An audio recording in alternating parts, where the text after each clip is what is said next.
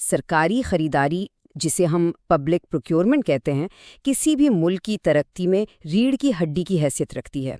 تو آئیے دیکھتے ہیں کہ پاکستان اس انتہائی اہم شعبے میں ڈیجیٹل ٹیکنالوجی کے ذریعے کیسے ایک انقلاب لا رہا ہے اور اس کے ہم سب کے لیے کیا معنی ہیں۔ ذرا اس عدد پر غور کریں۔ پوری دنیا میں حکومتیں ہر سال تقریباً 13 ٹریلین امریکی ڈالر عوامی منصوبوں اور خدمات پر خرچ کرتی ہیں۔ یہ اتنی بڑی رقم ہے کہ اس میں اگر ذرا سی بھی شفافیت اور بہتری آ جائے تو لاکھوں کروڑوں لوگوں کی زندگی بدل سکتی ہے۔ اور جب ہم ترقی پذیر ممالک کی بات کرتے ہیں تو یہ شعبہ اور بھی زیادہ اہم ہو جاتا ہے۔ یہاں سرکاری خریداری ملک کی مجموعی قومی پیداوار یعنی GDP کا 15 سے 20% تک ہوتی ہے۔ اس سے اندازہ لگایا جا سکتا ہے کہ اس نظام کا مؤثر ہونا کتنا ضروری ہے۔ اچھا، اب ذرا پاکستان کے تناظر میں بات کرتے ہیں۔ ٹرانسپیرنسی انٹرنیشنل کے مطابق ملک کا کرپشن پرسیپشن انڈیکس سکور 100 میں سے صرف 28 ہے، جبکہ دنیا کی اوسط 43 ہے۔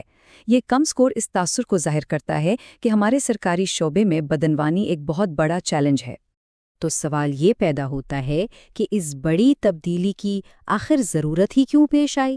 پاکستان کا جو روایتی یعنی کاغذی کارروائی پر مبنی خریداری کا نظام تھا، اس میں آخر خرابیاں کیا تھیں؟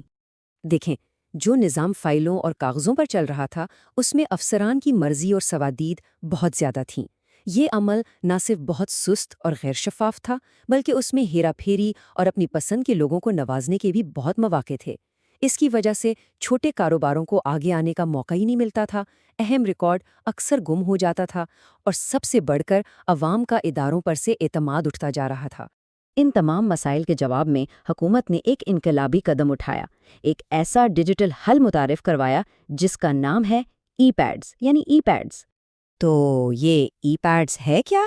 اس کا پورا نام ہے e Pak acquisition and disposal system. یہ پبلک پروکیورمنٹ ریگولیٹری اتھارٹی یعنی PPRA کا بنایا ہوا ایک مکمل ڈیجیٹل پلیٹ فارم ہے، اور اس کا مقصد ڈیجیٹل پاکستان ویژن کے تحت سرکاری خریداری کے پورے عمل کو بالکل شروع سے لے کر آخر تک خودکار اور شفاف بنانا ہے۔ تو اصل فرق کیا ہے؟ فرق زمین آسمان کا ہے۔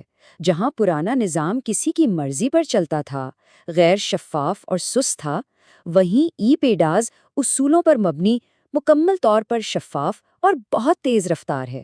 یہ سسٹم سیدھا ان خامی پر وار کرتا ہے جو پرانے نظام کی جڑ میں تھی۔ چلیں اب ذرا تفصیل میں جاتے ہیں اور سمجھتے ہیں کہ یہ سسٹم سرکاری اداروں اور سپلائرز کے لیے آخر کام کیسے کرتا ہے۔ ای پیڈز کے اندر پورا عمل ڈیجیٹل طریقے سے ہوتا ہے۔ سب سے پہلے سرکاری ادارے اپنی خریداری کی منصوبہ بندی کرتے ہیں، پھر وہ ٹینڈر آن لائن شائع کرتے ہیں۔ اس کے بعد کمپنیاں اپنی بولیاں یعنی بڈز الیکٹرانک طریقے سے جمع کرواتی ہیں، ان کی جانچ پڑتال بھی ڈیجیٹل ہوتی ہے، اور آخر میں جو کمپنی اہل ہوتی ہے اسے کانٹریکٹ مل جاتا ہے، سب کچھ آن لائن۔ اب اس سسٹم کی ایک بہت ہی دلچسپ تکنیکی بات ہے، اسے کہتے ہیں سنگل سٹیج 2 انویلپ طریقہ۔ اس میں ہوتا یہ ہے کہ کمپنیاں 2 الگ الگ ڈیجیٹل لفافے جمع کرواتی ہیں۔ پہلے تکنیکی لفافہ کھولا جاتا ہے، اور جو کمپنیاں تکنیکی معیار پر پورا اترتی ہیں، صرف اور صرف انہی کا مالی لفافہ کھولا جاتا ہے۔ اس سے یہ یقینی بنتا ہے کہ فیصلہ صرف سب سے کم قیمت پر نہ ہو، بلکہ کام کے معیار اور تکنیکی قابلیت کی بنیاد پر بھی ہو، جو کہ بہت ضروری ہے۔ تو کیا یہ نیا نظام واقعی کوئی فرق لا رہا ہے؟ باتیں تو بہت اچھی ہیں، لیکن اصل نتائج کیا ہیں؟ آئیے ان ٹھوس نتائج پر بات کرتے ہیں جو ای پیڈز کے آنے کے بعد نظر آئے ہیں۔ اب تک تقریباً 10,000 سرکاری ادارے ای پیڈز پلیٹ فارم پر رجسٹر ہو چکے ہیں۔ یہ اس بات کا ثبوت ہے کہ اسے کتنے وسیع پیمانے پر اپنایا جا رہا ہے۔ اور یہ صرف اداروں کی تعداد کی بات نہیں ہے۔ مالی سال 24-25 میں اس سسٹم کے ذریعے 1408 ارب روپے سے بھی زیادہ مالیت کے ٹھیکے دیے گئے۔ اس سے اندازہ لگائیں کہ یہ سسٹم ملکی معیشت کے لیے اب کتنا اہم ہو چکا ہے۔ اور یہ چارٹ دیکھیں، یہ شاندار طریقے سے واضح کرتا ہے کہ ای پیڈز نے مقابلے کو کیسے بڑھایا ہے۔ جہاں پرانے کاغذی نظام میں ایک ٹینڈر پر اوسطاً صرف 2 سے 3 بولیاں آتی تھیں، وہیں ای پیڈز پر اب 5 سے 10 کمپنیاں حصہ لے رہی ہیں۔ اور زیادہ مقابلہ مطلب عوام کے پیسے کی بہتر قدر، یعنی بہتر سڑکیں، بہتر اسکول اور بہتر اسپتال۔ ای پیڈز کی اصل طاقت اس کا دوسرے قومی اداروں کے ساتھ جڑا ہونا ہے۔ یہ سسٹم خود کار طریقے سے فیڈرل بورڈ آف ریونیو یعنی FBR سے ٹیکس کی حیثیت چیک کرتا ہے، نادرا سے شناخت کی تصدیق کرتا ہے، SECP سے کمپنی کی رجسٹریشن دیکھتا ہے اور پاکستان انجینئرنگ کونسل یعنی پیک سے لائسنس کی تصدیق کرتا ہے۔ اس سے دھوکہ دہی اور فراڈ کا امکان تقریباً ختم ہو جاتا ہے۔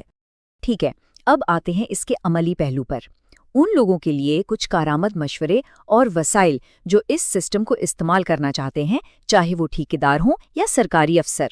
تو سب سے بڑا سوال یہ ہے کہ اگر کوئی کاروبار اس پلیٹ فارم پر کامیاب ہونا چاہتا ہے تو اسے کن خاص باتوں کا خیال رکھنا چاہیے؟ ماہرین کچھ بہت اہم باتیں بتاتے ہیں۔ سب سے پہلے بٹ سیکیورٹی کی اصل کاپی مقررہ وقت سے پہلے ادارے میں خود جا کر جمع کروانا لازمی ہے۔ دوسرا، FBR کی ایکٹیو ٹیکس پیئر لسٹ میں شامل ہونا ضروری ہے۔ تیسرا، ای پیڈز کے نئے ورژن 2.0 پر جلد از جلد منتقل ہو جائیں۔ اور چوتھا، ٹینڈر میں ہونے والی کسی بھی تبدیلی جسے کوریجنڈم کہتے ہیں اس پر گہری نظر رکھیں۔ اور اچھی خبر یہ ہے کہ اگر کسی کو مدد کی ضرورت ہو تو PPRA نے مکمل وسائل فراہم کیے ہیں۔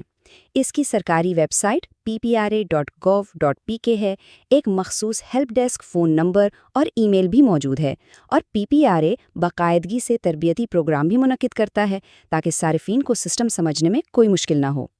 اور یہ سفر یہیں ختم نہیں ہوتا، ای پیڈز مسلسل بہتر ہو رہا ہے۔ سن 2026 کے لیے ایک واضح روڈ میپ موجود ہے جس میں ای پیڈز 2.0 کا مکمل نفاذ، بہتر ڈیٹا رپورٹنگ، ایک آن لائن اکیڈمی کا قیام اور بین الاقوامی اوپن کانٹریکٹنگ ڈیٹا سٹینڈرڈز کو اپنانا شامل ہے۔ تو آخر میں یہ سوال سوچنے پر مجبور کرتا ہے کہ جب ہر ایک ٹرانزیکشن کا ڈیجیٹل ریکارڈ موجود ہو، ہر کمپنی کی مکمل تصدیق کی جائے، تو کیا یہی وہ شفافیت ہے جو اداروں پر عوام کے کھوئے ہوئے اعتماد کو دوبارہ بحال کرے گی؟